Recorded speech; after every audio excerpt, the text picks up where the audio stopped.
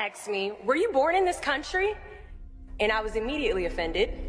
And I said, yeah, I was born in this country. And then she says, do you have any kids? I said, no, I don't have any kids.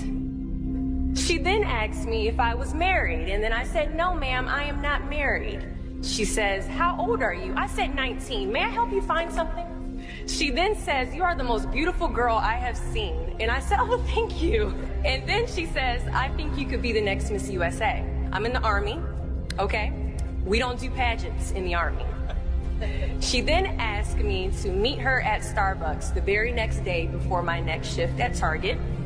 And apparently I was a pretty open-minded 19-year-old because I actually agreed to meet her the very next day. The next day she brought this foot-tall stack of pageant books and proceeds to convince me to enter into a state pageant. So 3 months later, I compete in my first pageant and I lose. I go back the second year, compete in the state pageant. I lose. Go back the third year, compete in the state pageant and lose. Go back the fourth year, compete in the same pageant and lose. I go back the fifth year, y'all, compete in the state pageant and lose. But guess what? I go back the sixth year. Guess what happens? I lose. I called her on the phone and said, you told me I could be the next Miss USA. And she says, Deshauna, keep working, don't quit, keep going back. And in June of 2015, she passes away from leukemia. 6 months later, in December 2015, I win Miss District of Columbia, USA. And 6 months after that, in June of 2016, I become the first soldier to win Miss USA. At times, our purpose drops in our laps as if the heavens threw it by accident. I ask only one thing of you all today after you leave this building.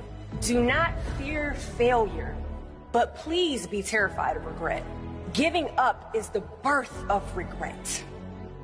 After you walk out this door, you will receive 100 doors shut, slam in your face. You will have 100 moments that will be filled with someone telling you no.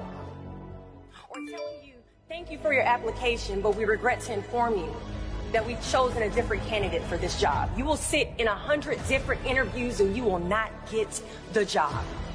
The reality of life is that we will all hear more no's than we hear yeses. And we will fail a lot, and I mean a whole lot.